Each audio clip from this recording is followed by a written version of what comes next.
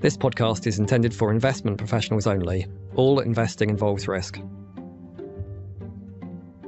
Hello and welcome to L&G Talks Asset Management. Like it or not, AI has become impossible for investors to ignore, with estimates suggesting AI-related spending was responsible for virtually all US GDP growth in the first quarter of this year. My name's Harry Brooks, and today I'm joined by a trio of L&G experts to discuss how AI is affecting the labour market, whether it could shift the balance of global power, and what all of this means for investors in practical terms. My guests are James Carrick, a senior economist and strategist, Matthew Rodger, an economist, and Andrzej Pioch, a fund manager. Thanks for joining me today, everyone. Andrzej, I know that you lecture at a university here in London, so I'd like to start by asking you about the jobs market for younger people and whether AI is having an impact. What are you hearing? Yeah, it's very interesting because I've been lecturing for over 10 years now, and I can really see that it's getting tougher for students to find those entry-level jobs. And it's a number of things that can explain this. First, some automation in terms of LinkedIn and how easy it is to get notified about new positions and apply with a single click means that we could put a position on and then get 700, 800 applications by the evening. So it's much harder for students to stand out. Also, AI is being used to screen the CVs of those student applicants, and some students might be better at anticipating what to say, what not to say for AI to screen you into the interview. And as Matthew told me, actually CVs written by AI, I have a higher chance of being screened positively. And then in the end, also firms used to use a lot of interns, offered placements for people to come in, do maybe more repetitive tasks, but then also learn on the job. A lot of those tasks will be automated, will be done with the help of Copilot. So that also reduces the number of positions that they can apply. So it definitely changes, and it changes quite quickly. Not an easy time to be a grad by the sounds of it. James, you've written an article that's going to feature in our upcoming quarterly outlook on this subject. Does the research that you've done support the anecdotal evidence from Andrzej? Yes, Harry. Unfortunately, the research does back up Andrzej's experience. It's a tough outlook for recent graduates. But it's a double-edged sword, as it suggests that we are seeing technological adoption, which ultimately raises living standards. So yeah, the latest academic research using the biggest data set suggests that younger people are struggling to find jobs in areas most exposed to AI automation. But it's not all bad news, because they are finding jobs in occupations where AI augments their productivity. Now, some argue that it's just a weak macro backdrop of economic uncertainty, high interest rates, which has caused firms to pause hiring. So it's a typical cyclical phenomenon which disproportionately hurts new entrants to the labour market, i.e. recent graduates and school leavers. However, the authors find that even within a particular firm, hiring is shifting away from AI-exposed roles. And that suggests companies are testing out new technology, which ultimately will deliver higher living standards. You've also looked at industries that are in secular decline as a way of modelling the possible impact of technological disruption. What do you think black cabs, bookshops, these kind of industries can tell us here? Yeah, so the ageing of a workforce consistent with no hiring of recent graduates in a particular occupation is consistent with technological change. So I was exploring whether or not we needed to see a recession for technological adoption to occur. For example, travel agent employment collapsed in 2001 and 2002 after the dot-com crash. But looking at licensed taxi drivers and bookstore employment, those industries aged and declined in a non-recessionary period as SatNav and Kindles rolled out. Indeed, the taxi industry is a great example of hope versus fear from technological change. Sat-navs devalued the knowledge and experience that skilled cab drivers had, but it augmented the driving skills of others, leading to a doubling of hours worked in the taxi industry as Uber rolled out. So lower prices and more output for society, but unfortunately a huge setback for those skilled incumbents. And that's pretty similar to how the first factories undermined the old guilds and craftsmen back in the 1700s. That makes sense. I like the framing, James, of hope versus fear. Matthew, you've also been exploring the impact of AI on the real world. And one of the themes that you've picked up is the concentration of AI capability in just two countries, the US and China. You've cited research that between them, they account for around 80% of total AI computation. We've already seen the effects of AI leadership in equity markets, with a handful of giant companies making huge share price gains. But what could a concentration of AI dominance mean for the balance of geopolitical power? So the geopolitical angle here, I think, is something that is remarkably under-discussed, and yet I think it's very important. Technological dominance and geopolitical power are often cut very close together. So a large part of the period in which we're currently living in was shaped in that kind of 1945 to 1951 period, when the US was acting as a so-called singleton, when it was the only country to have a monopoly on the atomic bomb. And those were very fraught debates at that time, and the institutions that were birthed were marked by a certain US dominance that it was only really able to wield because it had that kind of technological, if you like, that power embedded within it. Fast forwarding to today, the numbers you cited were from a research organization called EPOCH AI, and they essentially found that somewhere in the region of about 80 to 85% of all current computational power is concentrated inside the US and China. The current rankings are strongly dominated within the US at the moment, with China, if you like, a respectable second, and most other countries being in a kind of distant tail. There is, I think, a somewhat limited appreciation in current markets about how useful these things are from a global geopolitical risk perspective. So you might say, computational power that helps states make decisions, that informs and upgrades military strength and intelligence assets and whatnot, in addition to the more benign use cases involving economic expansion and cultural reach and all those other things. And it may well be the case that if you're an individual country that's looking into this space, you say, I'm not sure how winner takes all this race is, but it may well be the case that the country that arrives first is a substantial winner here. And so that might encourage a certain amount of riskiness on the part of individual actors in this space, right? So if you're Russia, or if you're North Korea, for example, neither of which are taking substantial AI platform at the moment, they could be incentivized, at least in the short term, to prevent that kind of US-dominated world order, US-China-dominated world order that is often spoken about in this AI space.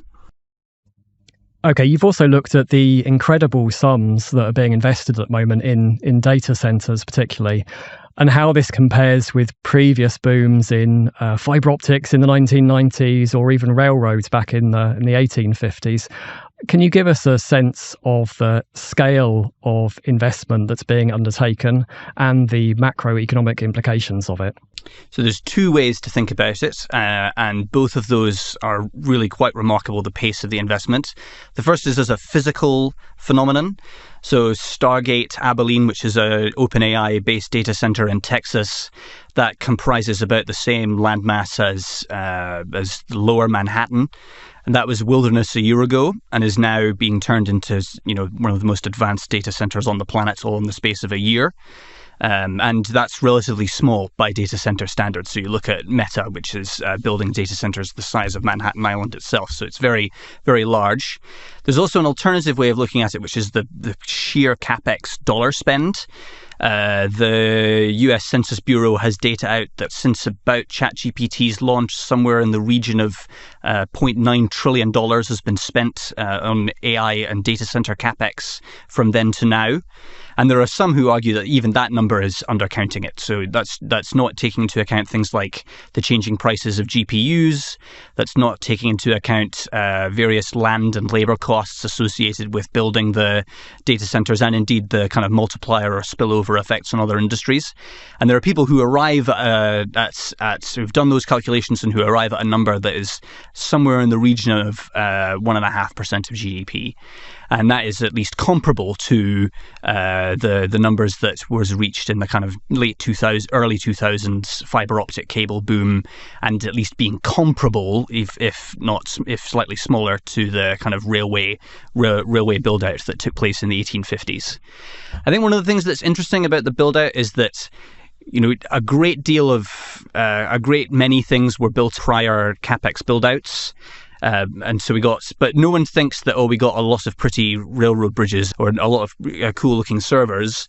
We in fact got something much more useful, which was the utility that we got out of those products and of that investment. So I think something to watch from our perspective is exactly what capabilities these models are capable of generating inside these data centers that are being built at the moment. And I think that, that will be something really potent and powerful to watch in that time. Thanks, Matthew. As you say, some fundamental questions that remain unanswered for now there. Andrzej, I wanted to come back to you to ask you a question that you're probably sick to death of answering. How does the situation today compare with the dot-com craze of the late 1990s? Would you say there's a bubble in AI stocks? Yeah, it's definitely tempting, isn't it, to make those comparisons? I think there is a lot of attention currently on that capital expenditure, which was one of the features of what happened 25 years ago. People also talk about the aggressive accounting when they describe the tech bubble, same with that mania for IPOs.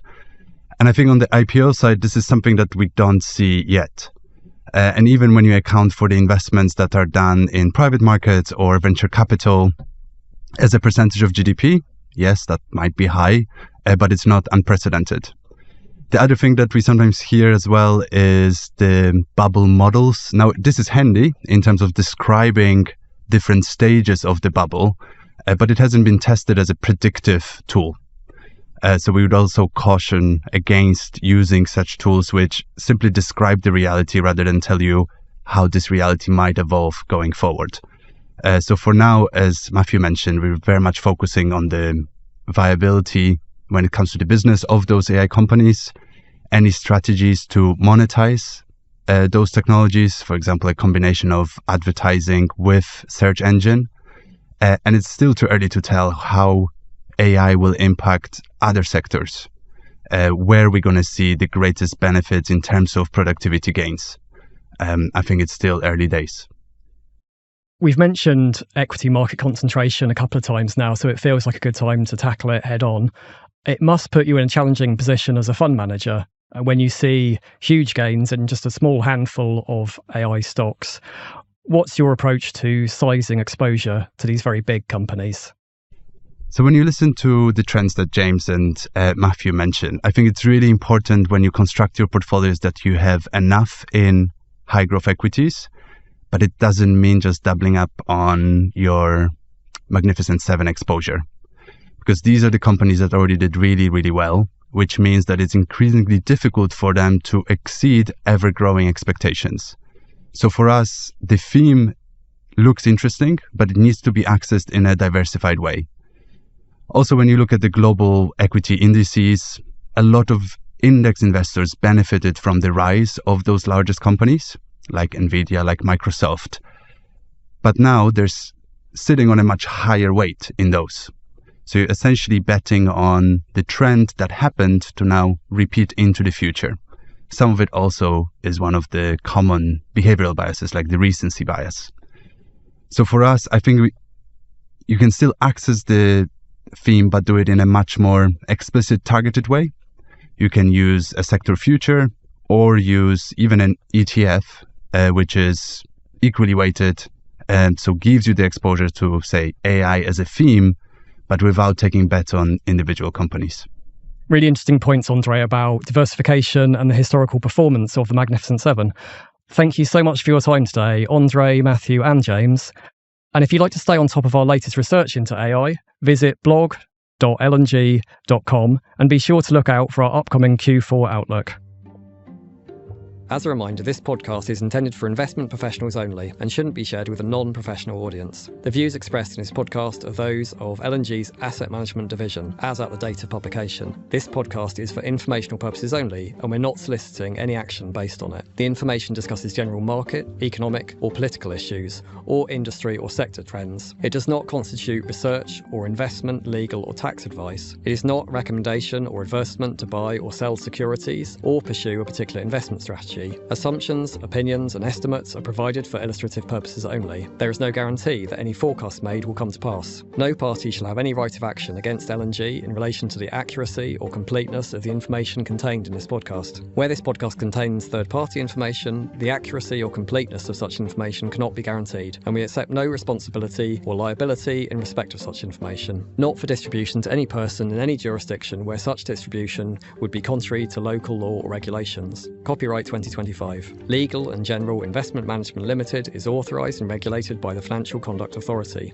Unless otherwise stated, references herein to L&G, we and us are meant to capture the global conglomerate that includes, in the European Economic Area, LGIM Managers Europe Limited, authorised and regulated by the Central Bank of Ireland as a UCITS management company pursuant to European Communities Undertaking for Collective Investment in Transferable Securities Regulations 2011 as amended, and as an alternative investment fund manager pursuant to the European Union Alternative Investment Fund Managers Regulations 2013 as amended. In the USA, Legal and General Investment Management America, Inc., a US SEC regulated investment advisor. In Japan, Legal and General Investment Management Japan, KK, a Japan FSA registered investment management company. In Hong Kong, issued by Legal and General Investment Management Asia Limited, which is licensed by the Securities and Futures Commission. And in Singapore, issued by LGIM Singapore Pte Limited, company registration number 2022318766W, which is regulated by the Monetary Authority of Singapore. For full terms and conditions, please visit our website. To find more content, you can check us out on LinkedIn or on our website.